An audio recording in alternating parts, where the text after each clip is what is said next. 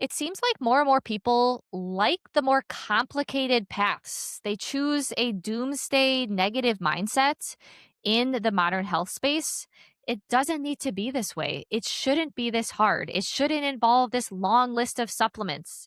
Instead, it should involve an intentional plan where we are more strategic with our day to day habits because our day to day habits are what's going to move the lever the most when it comes to improving our health, rebuilding and boosting our metabolism, building muscle, and finally being able to lose fat and keep it off.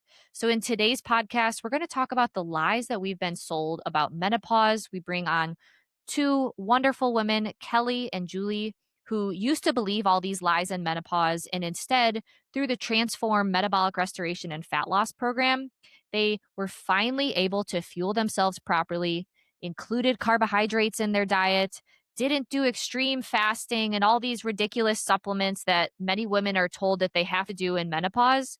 And they finally saw the results that they were looking for by eating more, doing less, and being more intentional with their workouts and strength training, tracking their calories. Because at the end of the day, when done properly, calories in versus calories out does work.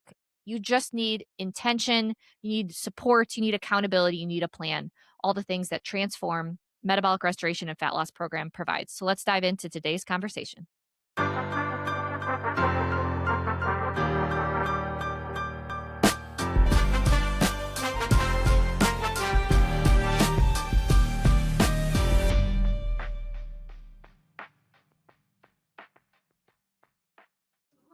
Hello, everyone. Welcome back to the Rooted in Resilience podcast. Today, we are going to talk about the lies the nutrition space is selling women who are in menopause.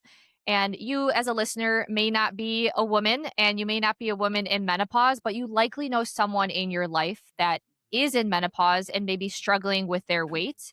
And you likely have heard that the general like messaging in the menopause nutrition space is kind of depressing, doomsday, that, oh, this is the end and you just have to deal with these things. And you also may be thinking, well, Ashley and Sarah, you guys are in menopause, so how can you talk about this? Well, we brought our friends, Julie and Keli, onto the podcast who are in menopause and are going to share their experience in what they used to believe, how they were able to lose weight using the transform principles, and what they no longer believe and how empowered they feel now. And that's the whole goal of this podcast is give women the power back, right? Empowerment so that we aren't just living in fear and being told these lies that are being perpetuated in the nutrition space. So before we dive in, I'd like to start with an icebreaker. So what did everyone have for breakfast today? Julie, do you want to start us off? Sure. For breakfast this morning, I had a bowl of oatmeal with a side of cottage cheese and a bowl of berries. And that, oh, and I usually do a little bit of a side vegetable as well. It was a little cauliflower Brussels sprout mix. That was my breakfast, and it was delicious. Carbs, healthy fats, adequate protein, fiber. Yum. Thank you. Keli, what about you? I had my go-to when I'm in a hurry, which is the cottage cheese and jammy toast. So a slice of sourdough with jam on top of it. And then I measure out my cottage cheese. And as I'm taking a bite of my toast, I just scoop the cottage cheese on there and take a bite. I love it that way. If you put all the cottage cheese on, sometimes it gets a little droopy. Soggy. So I like to put a little scoop on and take a bite. So I had that with my coffee with 2% milk and collagen and a little bit of sugar. Love it. Yum. Great. Sarah, what about you? Oh, me too. I've been on a sourdough waffle kick. So I made a bunch over the weekend and then I froze them and they do so well in the freezer and then you put them in the toaster oven. So I had that with 2 over easy eggs, some kiwi, and just before that I also had my coffee like Keli with my milk and with some honey in it. So that was my full breakfast. Ashley, what about you? Thanks for asking. the general trend here is starches and sourdough. So I've been really on my squash soup for breakfast. And so I'll steam any sort of squash. I'll mix it with bone broth and then like nutmeg, cinnamon, ginger.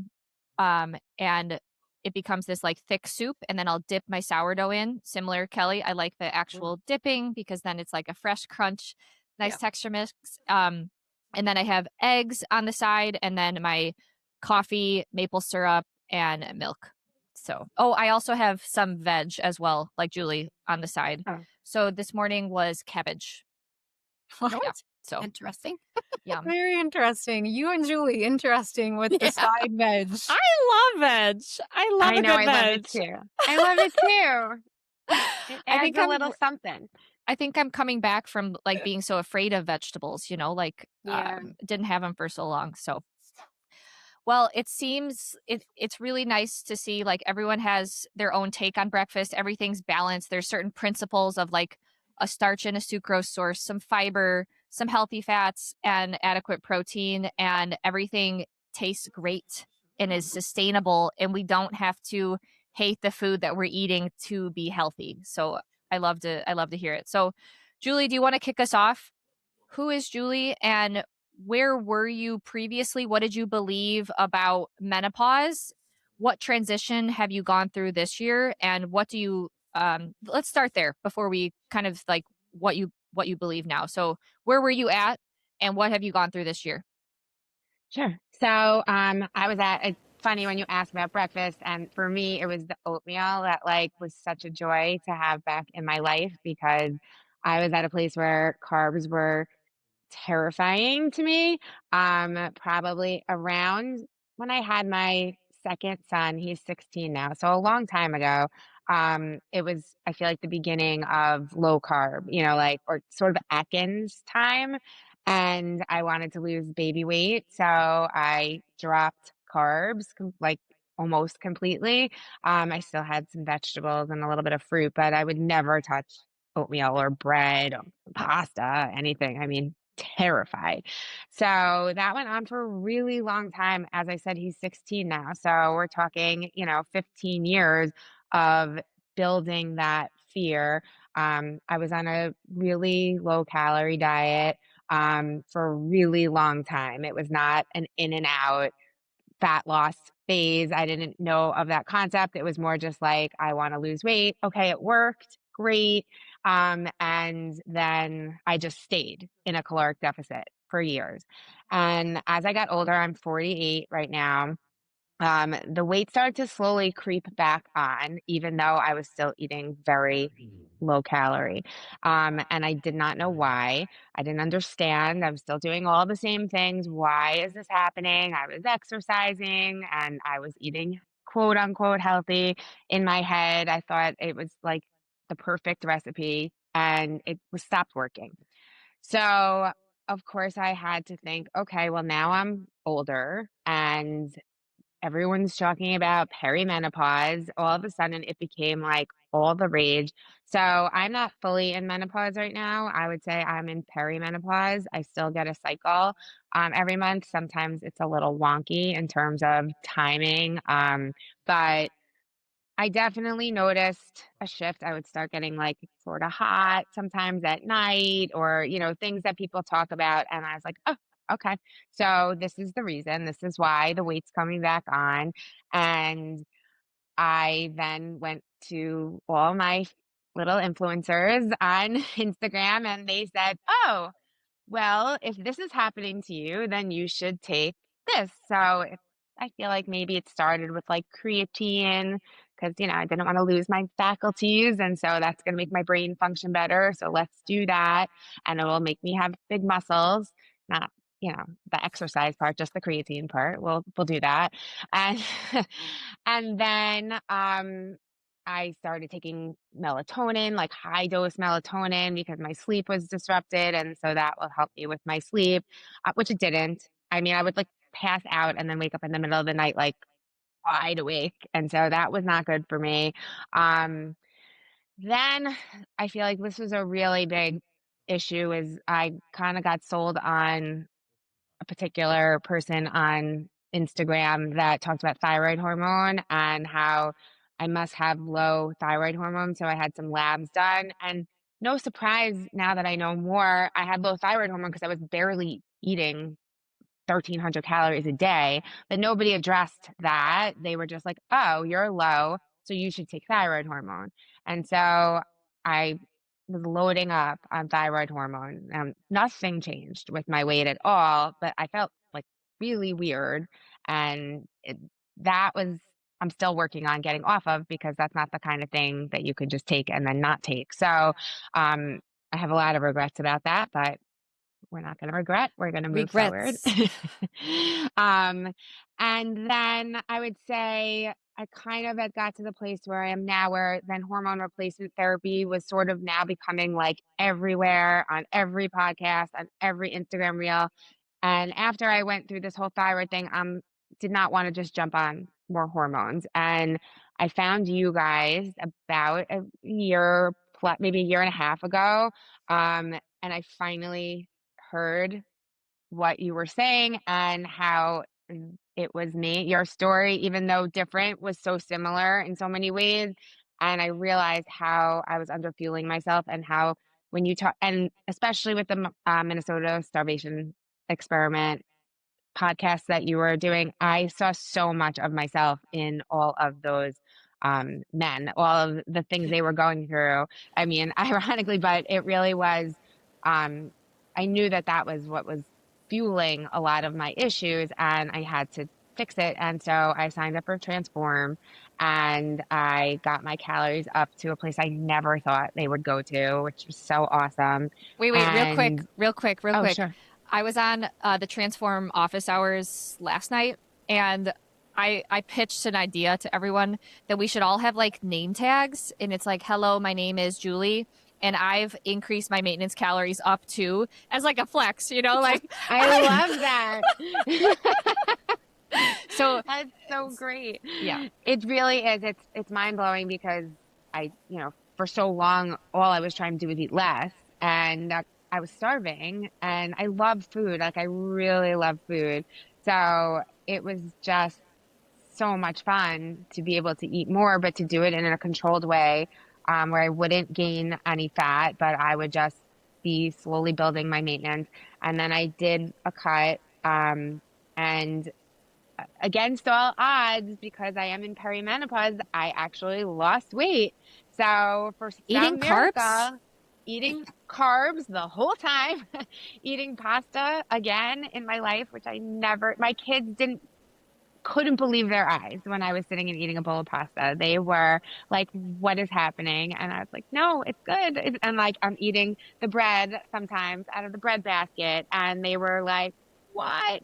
So it was, and I was losing the weight. I mean, it was miraculous for me, but it really opened my eyes to show me that just because I am 48 and in perimenopause, I don't have to go to drastic measures um, to lose weight. I can do it the same way I always did it, but in a much healthier way. And now I am out of the cut and rebuild my maintenance calories back. And I feel great. And I'm just so happy. And additionally, around where I live, GLP-1s have become a really big factor in weight loss for women who are not obese or diabetic, but just who are in perimenopause and want to lose, the 5, 10 pounds that they put on. And they look very frail, very ill, very emaciated. Um, and it scares me for them, because we are getting older. That is a reality. That's the only reality, is that that is true. And we need our bones, we need our muscles, and they look like they're going the opposite direction in that way. And I knew that that was not the right path for me. So I'm just so grateful for this program, and to tell everyone that it really works. Appreciate you sharing. We're going to dive into more of those things that you said, but I think general trend is that we're all kind of sold supplement fixes or extreme protocols or things like that that put you in a state of fear rather than giving you any power back. And it's really cool to hear your story of like how I think it's amazing that you were able to open your mind to other possibilities. I think that that is like step one. And that's my biggest fear of the nutrition space right now is people are so dogmatic, so stuck in these spaces that they're not even at the place to listen to a different option. And that's step one is realizing, hey, what I'm doing right now isn't working. It's not. And so what are the other options? And the dogma in the nutrition space is kind of inhibiting that type of like reflection. So we'll dive into more of Yes. that. But Keli, would you like to share your background story of what you where you're at age wise, menopause, and what you have gone through in the past and what you used to believe? Sure. My name is Kelly, and I'm 55 years old, and I am still not in menopause either. Oh, I think amazing. I think I said to you before, Ashley. Yeah. Menopause is one day in a Yeah. woman's life. You Yeah. know, up until that day, you're in perimenopause, Yeah. and it's on the anniversary of the last period. Is that day is menopause, and then after that day, you're postmenopausal. So I would like to have a big party on February 17th of 2026 because that'll be my menopause day. Is that your birthday? No, You that is think my menopause day. So I How do think you it know should be a that? separate celebration how do you know that that will be your menopause day? because that was the last day I cycled. That was my last cycle. So it'll be 1 year from that day as I'll be in menopause. I see. No Oh my kidding. gosh, we're gonna throw a party for Kelly. Yeah, yeah, it's coming soon. Yes, I that's love how you know when you're in menopause. It's been 1 year since your I last get cycle it. I get it. So Okay. February of this year was your of last 2020. cycle. Yes. So Got it. February 17th of 2026, we're going to So have a party. you're kind of close. You're kind of I'm very close. close. I Very see. close. I see. Yes. Yes. So, and I think, I was 35, I think, when my hormones started changing. I woke up one day and my metabolism had said, see you later. And I would do every January, I'd do a whole 30 and I'd lose 10 pounds. And then throughout the year, I would gain 15. So, and then the next January, I would do a whole 30 and I'd lose 10 pounds, but then I'd gain 15.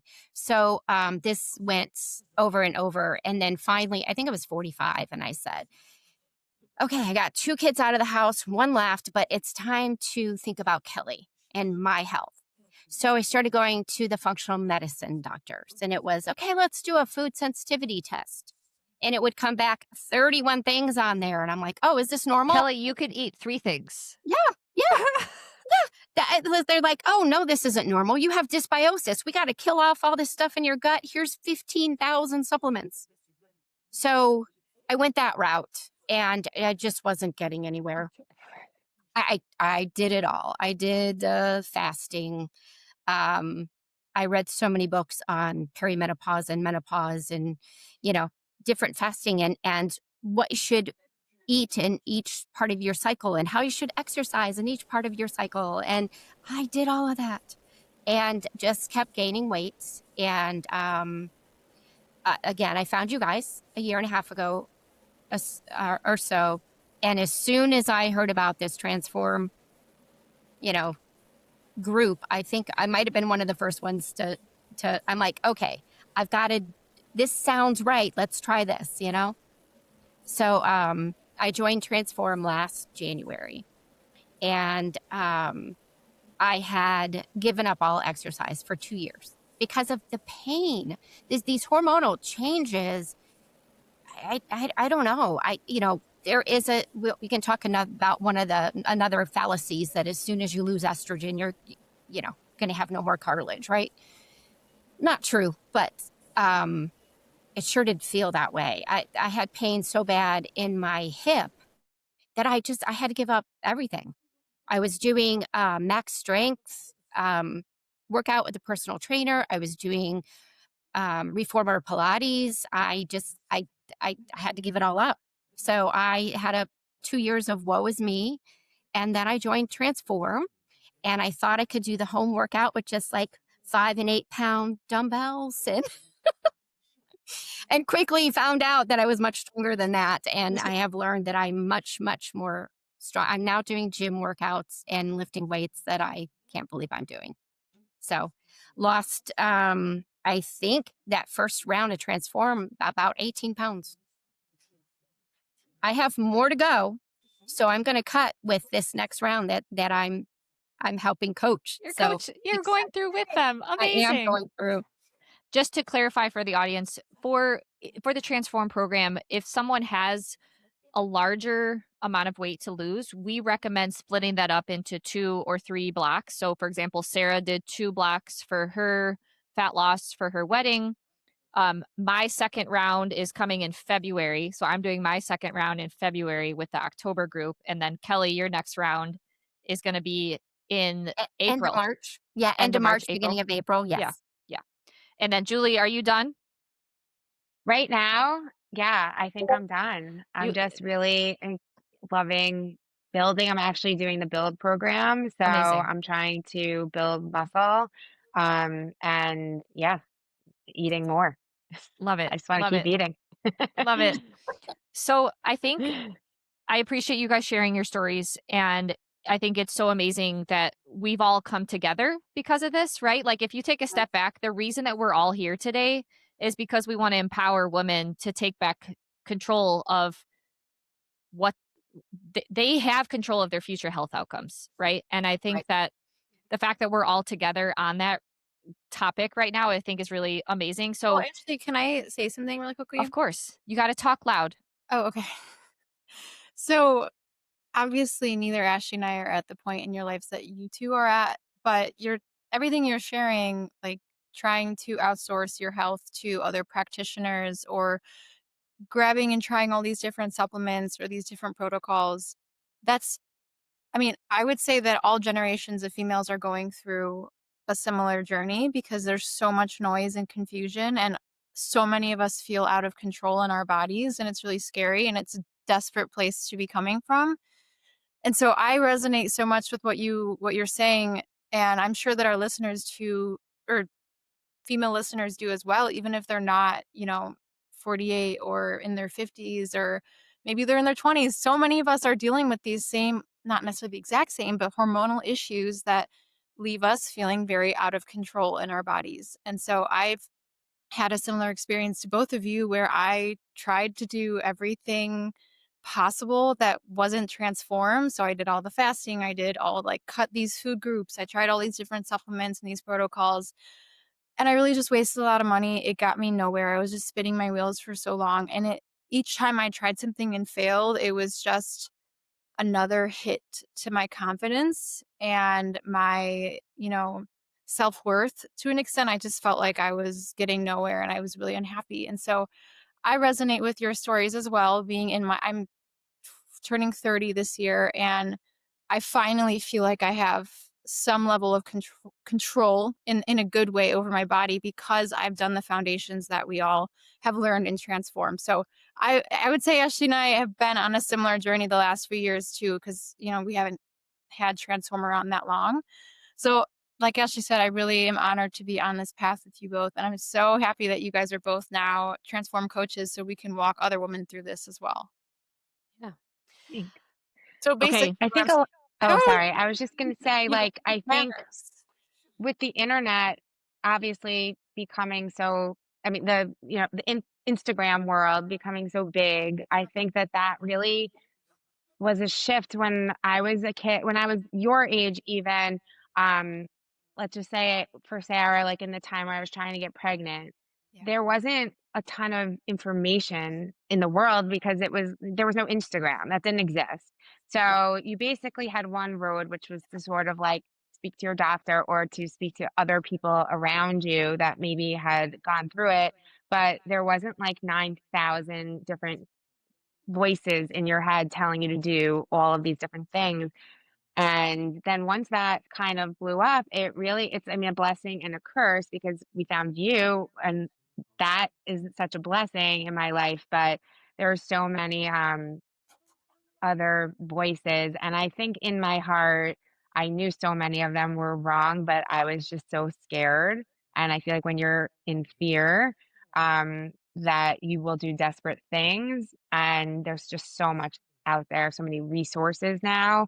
And I think if we listen to like our inner voice and know like people have gone through this for hundreds of years and they didn't have to take 9,000 supplements to get through it or hormone shots or all the things. So we have to almost remember that and go back to, I feel like I've learned through Transform the basics, which is fueling your body and, you know, keeping yourself in good health, and all the rest will fall into place. Those well put. So let's now transition to like exact lies that you guys used to believe, and like you said, Julie, like these 9,000 voices that are all over the internet telling women in menopause certain things. Now, I am not targeted by the Instagram algorithm because I'm not searching menopause things. So I'm not exactly sure what is being told right now to those in menopause. So could we outline like a few of those things? And before we get there, I do want to just say none of us are saying that this stage in life is hard. I can't imagine, right? I haven't gone through it. No one's saying that it's hard, but it isn't impossible. And I think that that's where people are kind of preying on these very desperate group of individuals and knowing that they're in fear and taking advantage of that fear. So what's the common messaging right now that's being told to women who are in menopause?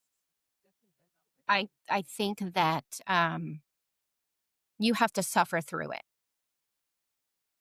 That's a big one. I mean, menopause is mandatory, but the suffering part of it is not.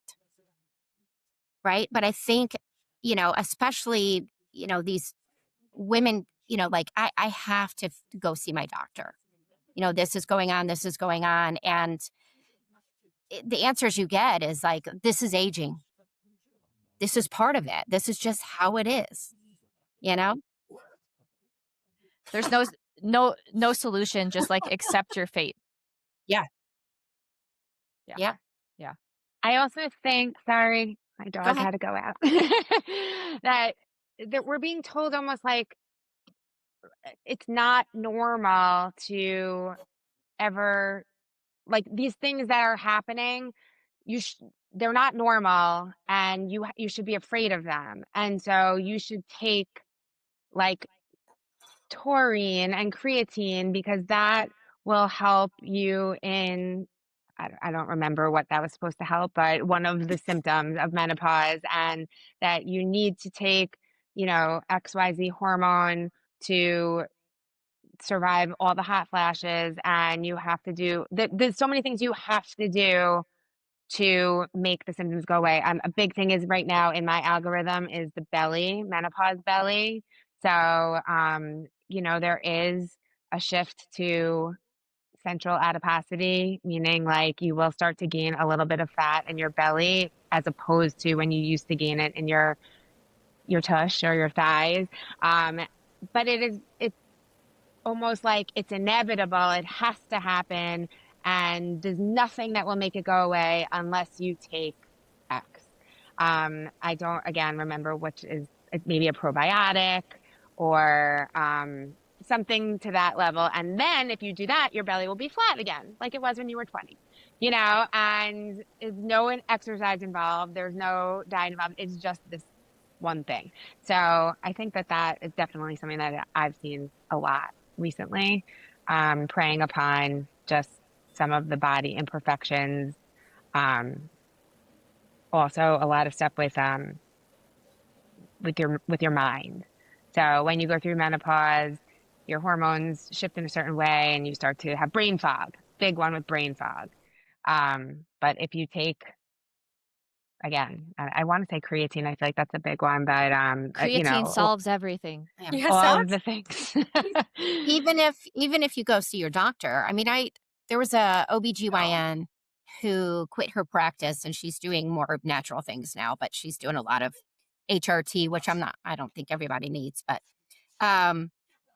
she said they were taught you come in with brain fog, with anxiety, depression, and you get medication for it.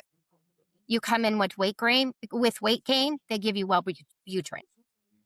You know, this is what they were taught in school. Like, so I think that's what we're getting when we go to the doctor is here's an antidepressant. Here's something for weight loss, right? It's all pharmaceuticals. And then the natural people are more supplements. But I moved here in July. We sold our house, our family home of 32 years, and we're renovating our cabin. And I brought 4 or 5 bins of supplements because I can't throw them away. There's so much money I wasted on them. It's so hard to throw them away. But I mean, Dim. Let's take Dim because that can deal with too much estrogen. And I mean, it just was like I was taking competing supplements, I think, at some point. And I was just like, oh, this is too much. I think that part of your celebration for your 1 year menopause needs to be burning all those buckets. All the supplements. All the I supplements. can join you. We redid our kitchen and same thing. I have bins of supplements, and I couldn't throw them out either. I'm like, shove them in the back. I was listening to a Oh. podcast the other day about someone mentioning that, yes, there are hormonal changes, but it's not necessarily the hormonal changes that lead to the symptoms. It's the hormonal changes that change your day-to-day habits that then lead to the symptoms. Yes. So if you don't have a system in place and you start to get more tired, you stop getting your daily steps in, you stop exercising, that's going to lead to fat gain. It's going to lead to muscle loss. It's going to lead to sarcopenia. But that's not your destiny. If you did have a solid system in place where you do track some things, where you are more intentional day to day, you can combat this. You see this all the time. I wrote down a few research studies that, like, if anyone wants to dive into this one, PMID 33350666. Essentially, it was a meta-analysis and it showed that it compared premenopause and menopausal women both lost the same amount of weight, fat mass, and built the same amount of lean mass if both diet and exercise were used. If it was just diet only, then menopause lost less fat. And so, again, that just goes to show if we're implementing these day to day habits like exercise and solid nutrition, you can get the same results. You can. Right. Not saying that it's not harder, but there does need to be a solid system and intention behind the actions. Well, actually, If you think about it logically, it really makes sense why you start to gain some weight because when you're in your, let's say, late 20s, early 30s, your life has a different activity level to it. You're either have little kids and you're running around after them, or you have a job where you're sometimes in a city, walking from place to place. And as you get older and your kids get older, you're sitting in a car a lot more, Kelly. I'm sure you've done the carpools left and right. And, you're definitely more sedentary. You don't have as much time for working out. So you cut your workouts from, 4 days a week to 2 days a week and all the things. Of course, you're going to lose muscle. You're getting older as it is, and you're moving less. So you're eating the same, if you do, if you move less and exercise less, but eat the same, you're gonna gain a little bit of weight. That just makes sense. It's not the hormones' fault. Yeah. It's life. Yeah. So But yeah. but eating better and exercising more still sometimes doesn't work. that's what I was going to say because Julie, in the beginning, you said that you were already doing so many things that you thought were healthy. You were not, I mean, you were eating less and I don't know what form of exercise you were necessarily doing, but what shifted for you the most that made the results actually happen and stick? I think it was really I was under fueling for all the things I was doing. So I think that um, my metabolism kind of adapted to trying to just keep me alive versus anything else. And I think that I then probably started to, I was so under eating for so long, I probably started to eat a little bit more. It still was eating, again, quote unquote, healthy things, but I think that my metabolism had adjusted to a lower rate. And so as soon as I started eating more, it was like, okay, like survival.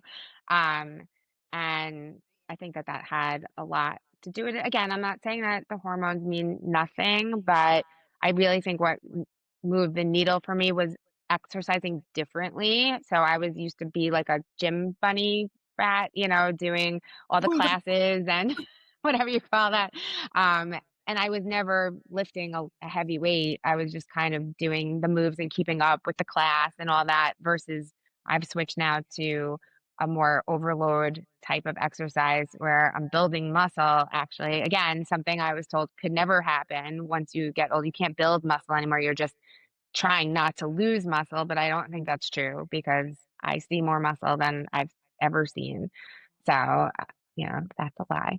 And I think that definitely moved the needle and the fact that I was properly fueling my body so it didn't have to hold on to every last thing I would eat just to survive. Yeah, Yeah. that makes a lot of I sense. think another one of the fallacies is loss of hormones equals metabolic breakdown, Mhm. right? But it's just not. It's not true. We are not fueling ourselves with enough calories. I think that was a big thing. I was not hungry. I started Transform and I was eating more and more every week. And I'm like, oh my gosh, And then all of a sudden, I would say it was probably 6 to 8 weeks in, my hunger signal turned back on. It was like, oh my gosh, I'm hungry again. I have not felt hungry in years because I had damaged my metabolism and it was rebuilding and turning back on. But we hear these things about loss of hormones can cause this and we believe them and it gives us an excuse. So tuning into this Transform program and doing the things step by step, they're not hard. Most of them, all of them are free, most of them, made such a difference in my life. Well, let's walk through these habits that Transform teaches. So these principles that I audience, I love you guys, but 99.99% of you guys are not doing these things. And you say that you are, but doing them one time a week or one time a month doesn't cut it. It's something that does have to be consistent over time. Track your food intake to make sure that you're eating the appropriate amount for you right now, and we will slowly build that up over time to increase your maintenance. Getting your daily steps in. We like to see 8 to 10,000 steps, right? Getting adequate sunlight exposure in, morning, midday, evening sun exposure. Strength training, being like Julie was talking about, being intentional with our exercise, not just moving to move and burning calories and stressing our bodies out. It's strength training with progressive overload where we have a set program, we take rest periods, we try to increase the weights and the reps and the sets over time to build that muscle, provide that adequate stimulus. And I think that most people aren't doing those things. And it's not because they are capable, it's not because there's something wrong with them. It really helps having a system in place, right? Like taking the guesswork out and having it just right there in front of you. It allows you, it removes the friction and you can just get the work done and over time. So, do you guys want to comment on what has worked for you guys and the kind of eye-opening things of, oh, I now see why I wasn't doing well beforehand? I think a big one for me was the sunlight. Um, I started, I wake up in the morning and instead of grabbing my phone instantly, I ignore it. I open the window, I took my screen off and I open the window and I just sit with the sunlight coming in and I mean even in the cold, I put a blanket over me and I'll do that and I'll just sit for like 2 minutes just to kind of like take a second and I get the sunlight in my eyes. And then once I go downstairs, I'll try to go back outside again for another minute or two. And then I get breakfast ready and, go on with my day and then getting outside like midday and again around sunset, just briefly.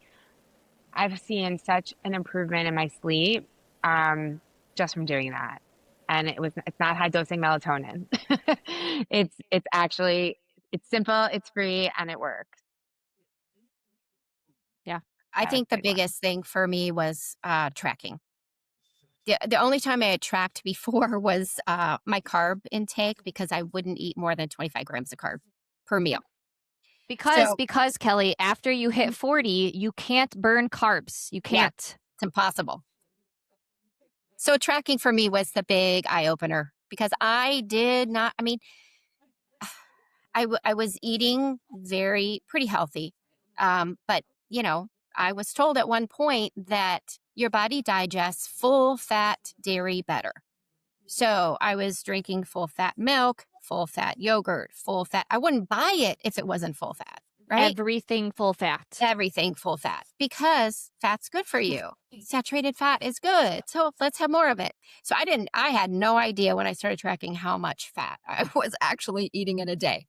So What that would was you an eye say? opener for Did me you, when you started tracking, like what was an estimated amount that you were eating? of fat grams per day. Yeah. Total food, calories, everything. Oh gosh. Calories was when I first started tracking was about 1600. And the fat grams were, I would have to say 75, 80. Which is a lot for the calories. Yeah. Yeah. That's honestly not that bad. It's not It's that not bad, bad, but it's but yeah, like if she was only had 1600 right. calories, Yes. that's most of her Yeah. calories. It's When a you high look at, percentage for that. Yeah, yeah, yes. yeah, yeah, yeah. And so, like, of course, if you're constantly eating 1,600 calories, your metabolism is going to be down regulated. Yeah. We demonstrate that in the Minnesota starvation experiment, and that's happening for many women in menopause because they're being told that they do need to eat less. They need to fast and not eat in the morning. Literally, the body's designed to respond to fasting by down regulating metabolism. Like it, I'm sorry, that happens. It's just a fact. That's protection. The body is protecting you because it's recognizing there's less food coming in. We can't burn as much. We got to down regulate. So Mhm. you tracking made you realize, hey, I'm not setting myself up for success. I'm not nourishing myself. I'm not feeding myself properly. Right. Yeah. I think that you guys are kind of rare cases when it comes to like you were potentially eating lower calorie because for those that are more overweight, either they're doing what you guys are doing, which maybe Kelly, you did this, where they would be low calorie, restrict, restrict, restrict, and then there would be binges Yeah. out of nowhere, just high calorie binges, putting them in a high calorie deficit or calorie surplus. So of course that's going to lead to fat gain because I think that people especially in the menopause space, poo-poo tracking and they say you don't need to do it. Calories in, calories out doesn't apply to you. It doesn't work. That's false. It's false information. Calories in, calories out in every single human controlled study when diet interventions are controlled, calories in, calories out does work. The reality is that people drastically underestimate their calorie intake by 30 to 70%, and they overestimate their activity by 3 to 5 times. So they think they're in a calorie deficit, but they're actually in a surplus. And so tracking is the most informative thing. If you have a financial goal, you're going to look at your bank account. You're going to see what's coming in, what's coming out, and you have to monitor that. The same thing with your weight. Calories in, calories out it's a tool. It's a great tool to assess what you're currently doing, and it allows us to actually make informed decisions, not just with the wind that day, what you're feeling. Yeah. I think that that's really, really true. And I think tracking again for me as well was a huge eye opener in a lot of ways. And to Sarah's question before, another reason why I think the weight started to come on is because I was definitely doing the like weekday, like Monday through Friday or Monday through Thursday, like massively under eating. And then I wouldn't say I would like completely lose myself in a binge on the weekends, but we go out to dinner a lot on Friday and Saturday nights. That's just sort of our social life. And my husband and I with our friends or with our kids. And when we would go out for dinner, I wasn't tracking. And again, I wasn't getting like something massive, but it was definitely a lot more than I was eating during the week. And I would have a drink or two, which I didn't count at all. That doesn't count. So I think that my calories on the weekend definitely like way exceeded my calories during the week. And so I was doing that like ping ponging of that on vacations, things like that. And so I had no steady state. I was either like high or low. So I think that also contributed significantly. And we saw in the Minnesota starvation experiment that those fluctuations, every cycle of that leads to a downregulation of metabolism. It's like a hit, right? And so it's not saying that your metabolism is broken and damaged for forever. It's just those type of cycles. Like, what else do you expect your body to do? You know, and I think that that's the most. I think that that's an empowering thought. Is I've done these damaging things to my body. It has done the best that it can to get through the BS that I've done to it, right? Of course, it's not going to thrive when it's not being fueled on enough calories or enough micronutrients. Another huge benefit of tracking is when you track your micronutrients, you'll realize you're not hitting the RDA for all the vitamins and minerals, likely. And the body is not going to thrive if it's not given an appropriate amount of calories and micronutrients. And so, of course, things are going to get downregulated. Yeah. Oh, yeah, for sure. So, what role do you guys think that strength training has played in improving how you guys feel day to day? So, I know, Keli, you were saying that you were in a lot of pain before you started Transform. Yeah. And you started working out at home, and then you realized, hey, I actually need more weight to put a stronger stimulus. What has really changed for you guys in your mindset on exercise, and what role do you think strength training has played? I feel so much more confident. I tell you, last year we live real close to a lake and we have a pontoon boat. And last summer of 24, I couldn't get off the boat unless we pulled in somewhere and I went down the ladder off the back. Because to get off the front, you have to be able to squat down and hop off. And I couldn't do it. And then this past summer, 2025, I was getting off the front of the boat. I was the one swimming with my grandson. I felt much more confident, strong, capable. I wasn't afraid to be holding him and slip or not be, I just, so much more strength, stability, and just feeling so much better about myself. I told Tyler, I still like going to the gym. It takes a lot for me to force myself to go. I still don't like it, but I love the results. So I went today and I was just thinking on the way out of there, I'm like, why do I have such a hard time coming here? Because I feel so good after I do it. So yeah, that's made a big difference for me. Well, you just hit something very important.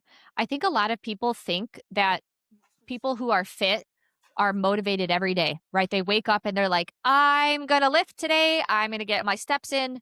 No, like no one is motivated every day. What actually makes you do things is having a system and a program in place, Yes. removing the friction. And so, Keli, you making the action and signing up for something and then given a workout program, you're like, well, now I've got to do it, right? Those type of things actually do make a difference because you actually have intention, and it gives you the nudge that you need. Relying on motivation is not, it's not going to work in the long run.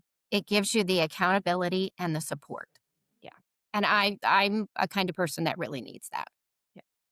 Yeah. What about you, Julie? You said you were doing like kind of Orange Theory like classes. Sort of. I would just belong to like a regular gym and I would just do the fitness classes at the gym. I also did Pilates. I don't know, anything that was in a group. I feel like I'm a social person and I liked the social aspect of that.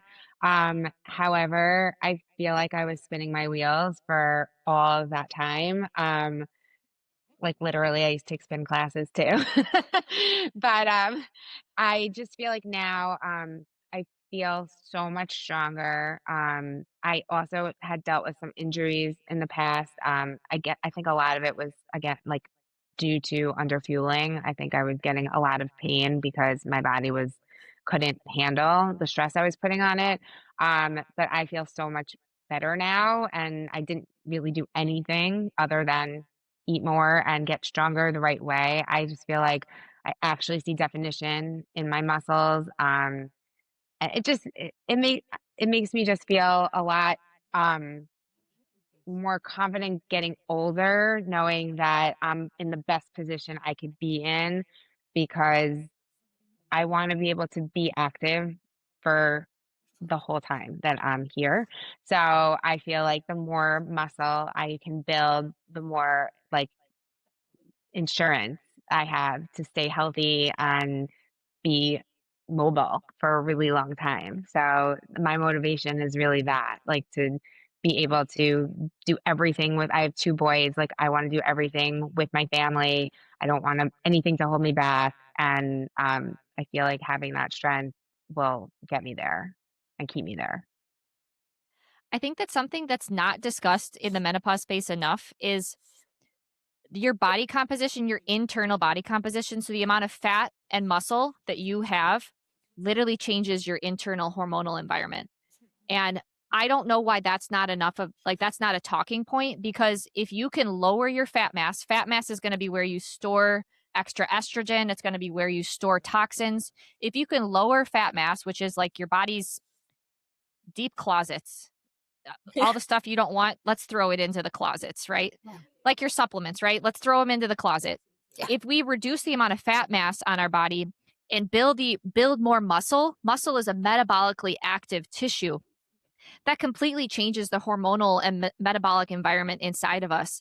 And there is research study after research study saying that there is no age limit to muscle building. There was a paper that showed someone who was 93 years old was able to build muscle when they ate the right amount of food and followed a progressive overload strength training program.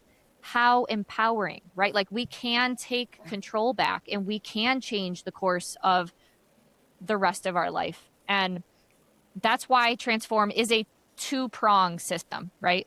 We don't just do diet, we don't just do exercise. It is both because that is the best. That's going to set us up for success in improving our metabolic state, our hormonal environment, and how we feel and look in our body. So I'm glad you guys have kind of like Keli, maybe not as much, but fallen in love with strength training, at least have fallen in love with the what it's given you back in your Yes. life. Yes. Yeah. Yeah. And it doesn't take over your life. Can you guys talk on I think that that's another thing, Julie. It sounds like you were maybe going to the gym like a lot. Oh my So God, like 2 hours a day. I mean, the time, it was so time consuming. Yeah, this is unbelievably shorter. I am usually in and out of the gym in 45 to 55 minutes. Um, and that's with a lot of rest periods in between each exercise. So, um, it's not long and I feel good. I don't feel broken after I used to like exhaust myself. And now I feel great after I leave the gym and, I still get sore and things, but I like that the next day, but it's not the kind that like knocks me down by any means. It's like, oh, okay, something's happening there. So it's really the time commitment is not exhaustive at all. It's really doable. Julie, how many times are you going to the gym each week?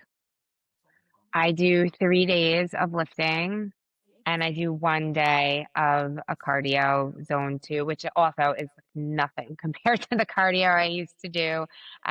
It's zone 2, which is a much more moderate type of cardio, rather than, yeah, I used to do, hours of cycling and sweating and I hated that. I hated it and I don't miss it not for 1 second. See, it takes so much less than what people think. And I think that that's what scares people to get started is they think it's every day of the week. And it's no, you can go less, but let's be very intentional when we do go. So, Keli, are you the same schedule as Julie? What are No, you I doing do for it. work? I do 2 days at the gym, 2-day workout, and then 1 day cardio. Amazing. Plus Yep. daily steps. Yes. Yes. See, it's very sustainable, right? Like when we actually take a very systematic and intentional approach, it does fit into your life. It doesn't take over your life. And that's refreshing because Julie, like you, Sarah, remember what we used to do for workouts? Mm. 6 days a week, and then we'd go for a seventh day just because we wanted to go. Yeah. I mean, at least we were mostly lifting, but you Yeah. can still lift too much. Yeah. Like there's too much of everything. Yeah. You- Yeah. But I'm so glad that we brought up the lifting and especially what Keli said about how she still doesn't really love it, but once she does it, she loves how she feels. I mean, I feel that way like 9 times out of 10, and I've been lifting for, you know, 15 years, and there's still times where I'm like, "Oh, I don't want to go." But you just go because you recognize after a while that, like, this is Your really coach is going to see that you skipped a workout. yeah, I know that too. But it's if you can stay consistent long enough to see the results, you'll understand why we're still talking about this. Yeah. I get a lot of emails from women who are, whether they're perimenopause, menopause, postmenopause, and they can't fathom the strength training part. They don't identify as somebody who lifts weights. Maybe they've done what Julie has done for so long, like they're really committed to the group fitness programs, or they just, cycle or this or that, and they say, like, I don't lift weights. That's something that they have just made their reality. And I think that both Julie and Keli are amazing examples of just changing that, like just committing to something different and just giving it a shot and seeing what it can do for you. um it's it's so important to change that in your mind. And something that I love that Kathleen often says, or Kathleen, I don't even know if she says this, but she's encouraged me to view myself as an athlete.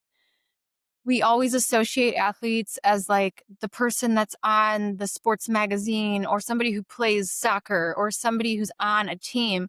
But if you're a woman and you're being active and you're being intentional with your actions, you're an athlete. And so you need to fuel like you're an athlete, and you need to recover and rest like you're an athlete. Rock on. Yeah. And this is everything that is encompassed in Transform. You're essentially becoming an athlete in everything that you're doing, and your body will follow. And so even if you don't identify as that right now, like that can and will become your reality if you just stay consistent with these very basic actions. And it's something I still struggle with too. Like oftentimes when we're in a reverse diet and we're increasing our calories, and sometimes you're like, there's no way, like I can't eat more calories. Like it's just, I'm just gonna, gain fat, or, I just shouldn't be eating this much. Like we tell ourselves all these different things from all these narratives that we've heard in the past.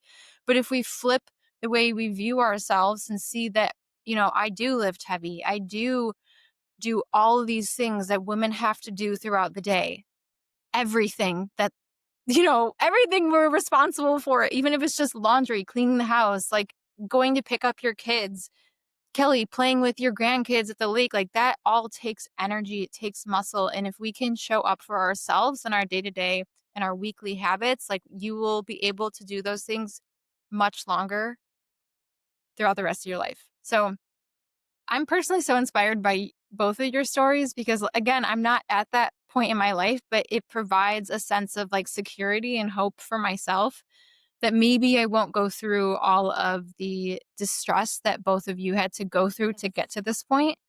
So I'm sure a lot of our listeners too are just feeling a little bit more hopeful. And so thank you for sharing everything that you've shared today.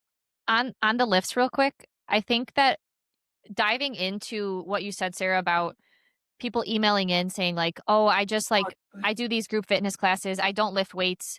And I really think that stemming the reason for that is it stems from a place of like insecurity, and that's not to anyone's fault.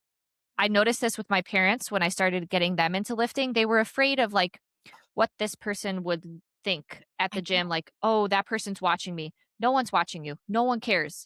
And then they're also afraid that, "Oh, Ashley, you lift so heavy. I can't do that. I can't do that." It doesn't matter what I lift. It doesn't matter what Julie lifts. It doesn't matter what Sarah lifts. It doesn't matter what Keli lifts. It is you versus you. And that is the best part about lifting for me because it is the definition of self-improvement. If you lift 5 pounds this week and then you lift 15 pounds in 8 weeks, your body's going to put on muscle to make that adaptation, right? It is you versus you. It doesn't matter where you're starting from. What matters is that you progress from where you're at right now. And and I think that when people realize that, that's very freeing because then they realize, oh, I can do that then because it's just I'm starting where I'm at today. I don't have to start this really strong person squatting 400 pounds. No, you literally start, meet yourself where you're at today, and we develop a plan to progress from that. And that's how you improve. That's how you build muscle. When we have more muscle, our metabolism increases. It's this beautiful feed forward cycle that once you start, you're going to fall in love with. Well, you don't, maybe not with Keli, but you'll love the results. Yeah. Yeah. I did have one more question for you guys. If you were to talk to yourself 10 years ago, what would you say to yourself? I would say to eat. You shouldn't be this hungry.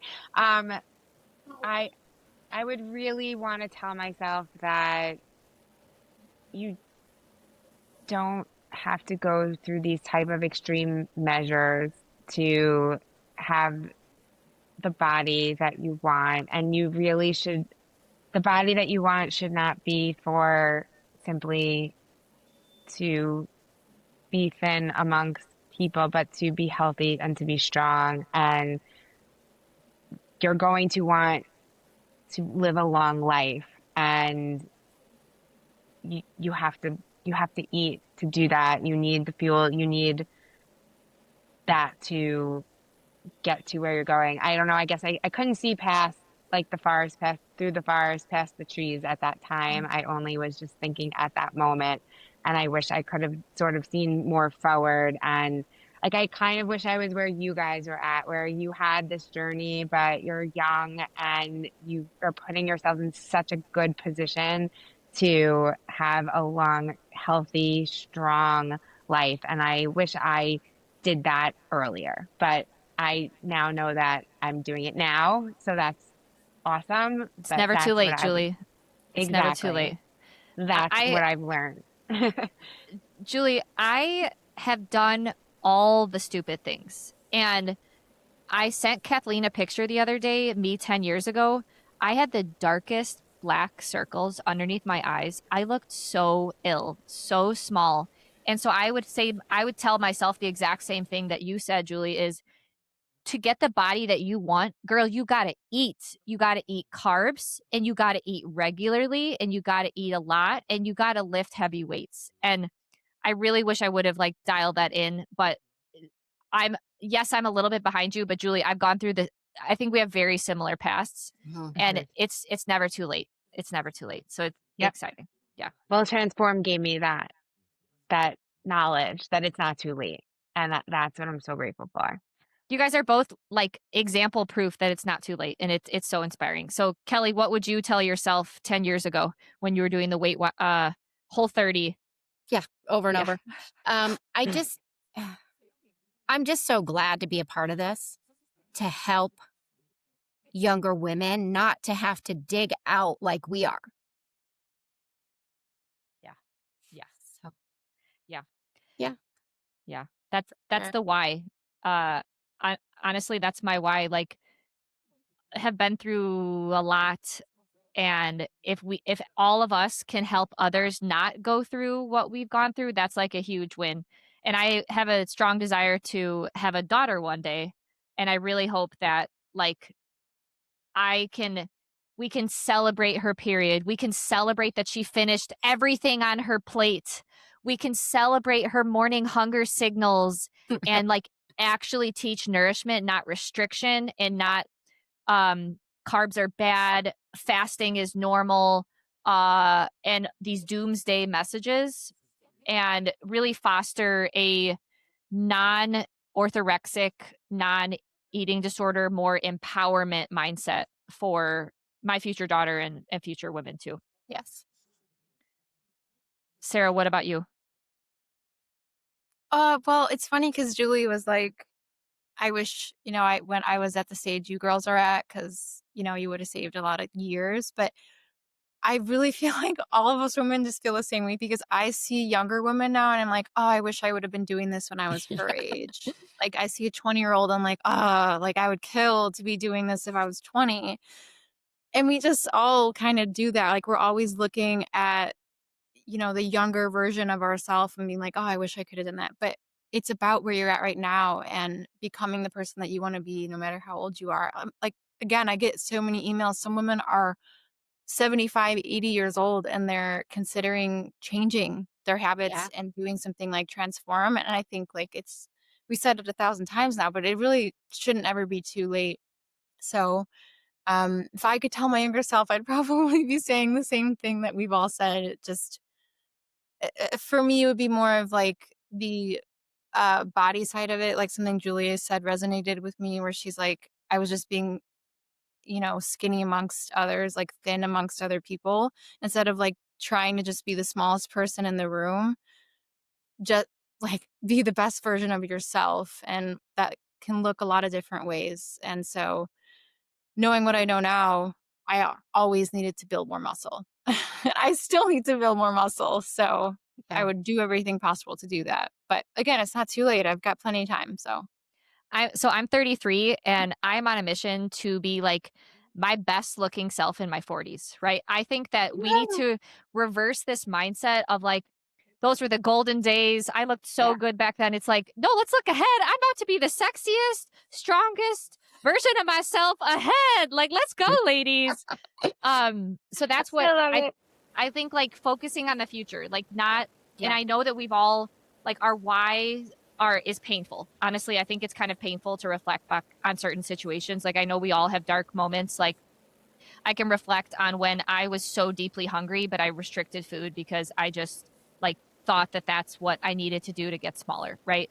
And there's dark moments there, but use those as our whys, and also all of the fears that were so restrictive, like being afraid of carbohydrates, being afraid of plants. Think these ridiculous rules that we put on ourselves that made our day-to-day lives harder. Those are hard to look at because that was like a dark past. But realizing when you know better, you do better, and let's spend less mental energy on the past and let's focus on the future because we can make changes, we can look better, we can feel better. And I just wish that that's what social media was talking more of. And we can do that with day-to-day habit changes, not buckets and buckets of supplements that you'll end up throwing into your closets. Yeah. Yeah. So, definitely. all right. Do you guys have any concluding messages? One thing to clarify is Julie and Keli are amazing coaches in Transform. And so if you join Transform, you may get the opportunity to work with them. And I love both of them. They're so fun, so empowering. And I think that when someone goes through the journey themselves, when they're living and breathing it, that's one of the best ways to have a coach that can hold you accountable because they get it, right? Like they had the mindset that you probably have. They saw the switch, they were able to make the changes, and they're living and breathing it now. So do you guys have any final remarks or thoughts about lies we've been told about menopause?